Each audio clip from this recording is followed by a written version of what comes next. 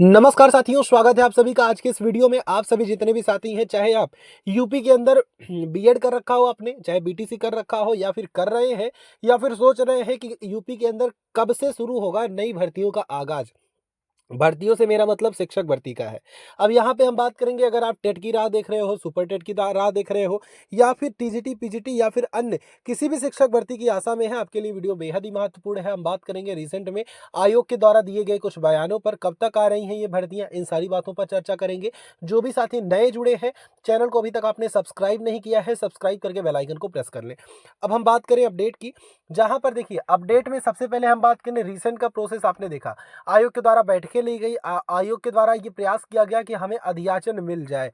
अधियाचन किन चीज़ों का? तो शिक्षक भर्ती का। अब आप में से काफ़ी साथी होंगे जो कि नए होंगे चैनल पर, तो उनका कहना होगा ये अधियाचन क्या होता है। देखिए, आयोग का काम है केवल और केवल क्या, एक तरह से आप प्रोडक्शन डिपार्टमेंट ही मानकर चलें।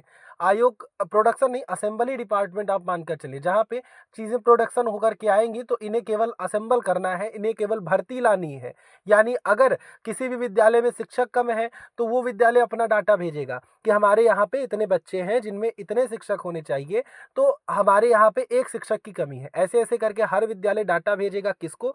तो बेसिक शिक्षा विभाग का, प्राथमिक वाला बेसिक शिक्षा विभाग को, और इसी तरह से शिक्षा विभाग को टोटली निदेशालय को ये डाटा भेजा जाएगा।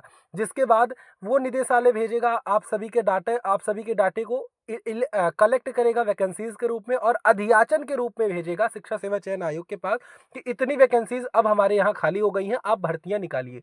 तो इसी के लिए आयोग के द्वारा पूछा गया, सभी से बैठक बुला करके पूछा गया कि आप सबके यहाँ क्या कुछ पद खाली हैं, क्योंकि छात्र बोल रहे हैं पद खाली हैं। तो अगर खाली हैं तो आप हमें अधियाचन दे दें, हम भर्तियां निकाल दें। इन्हीं सारे प्रोसेसेस में एक हफ्ता कहीं ना कहीं बीत गया और आज तक अभी तक अधियाचन नहीं मिला। जिस पर अब हम बात करें, आयोग का जो प्रयास चल रहा है वो कहीं ना कहीं ये दिखाने का प्रयास चल रहा है कि ये आयोग बेहतर आयोग है यूपी के अंदर सबसे अच्छा भर्ती करने का।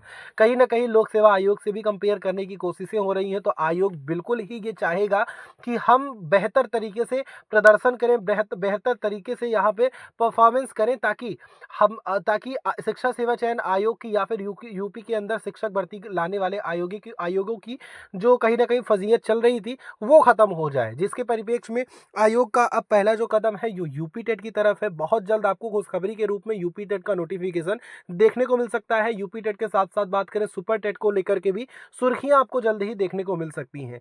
फिलहाल के लिए आप निराश ना हो, क्योंकि अब यूपी के अंदर ही अब शिक्षक भर्ती की बारी है। भले ही 1-2 महीने लेट होगा, लेकिन भर्ती अब आकर ही रहेगी।